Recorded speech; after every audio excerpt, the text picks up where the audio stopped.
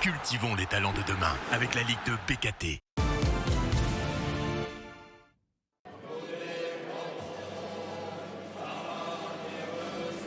Dunkerque et Le Mans veulent rebondir à Marcel Tribut. Battus la semaine dernière respectivement face à Grenoble et Rodez, les deux équipes ont besoin de points pour tenter de s'éloigner de la zone rouge et d'approcher la première moitié de tableau.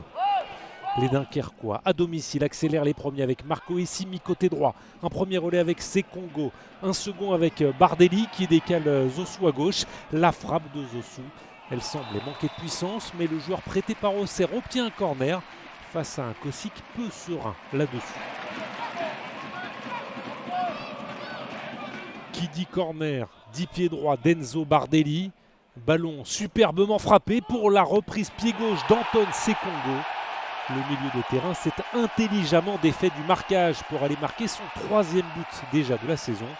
Il avait en effet marqué lors des 2 premières journées de Ligue 2 et il permet à l'USLD de prendre les devants 1-0.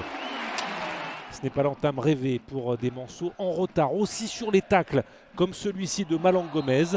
Carton jaune sorti de la poche de Michael Lesage. Gomez prêté par Nantes joue son premier match professionnel et il multiplie les fautes. Quelques minutes plus tard, le pied traîne cette fois sur Abner. Troisième grosse faute, lui montre l'arbitre Michael Lesage et second carton jaune, synonyme d'exclusion. Pas les débuts espérés pour Malang Gomez.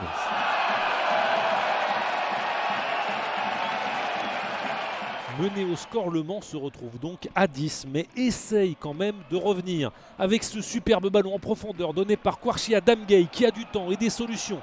Il a vu Rabillard dans l'axe, Gueye préfère frapper, c'est repoussé par Lavin. Rabillard qui a vu Kaloda, le sauvetage de Sanganté, mais Kaloda insiste et égalise. Il n'avait encore jamais marqué en Ligue 2, voilà une bonne chose de faite. Lucas Kaloda, formé à Saint-Etienne, égalise donc pour Le Mans en infériorité numérique. Un partout et Dunkerque n'arrive pas à repasser devant dans cette première période. Peut-être dans le temps additionnel avec ce ballon qui traîne dans la surface. Finalement, Essimi frappe à côté. Le Mans a eu chaud, mais le score reste de parité à la mi-temps. Au retour des vestiaires, toujours autant d'occasions des deux côtés. Et un Kouarchi qui accélère, un 4 contre 4 à jouer pour les Manceaux. Kouarchi n'est pas attaqué, alors il tente sa chance de loin. C'est touché in extremis par l'avant. Mais attention pour Le Mans à ne pas perdre de ballon trop proche de son but. Le pressing de Georgen est payant. C'est Congo qui décale Essimi. Essimi regarde dans la surface au point de pénalty. Enzo Bardelli, déjà passeur sur le premier but. Voilà le numéro 20, buteur.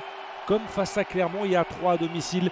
Le maître à jouer Dunkerquois est passeur et buteur dans un même match. Ça lui fait déjà 3 buts et 3 passes au compteur cette saison. Et Dunkerque mène 2-1. Et l'USLD ne veut pas faire comme en première période. Alors il continue d'attaquer pour tenter de faire le break avec Zosu côté gauche. La feinte de centre, le ballon dosé second poteau.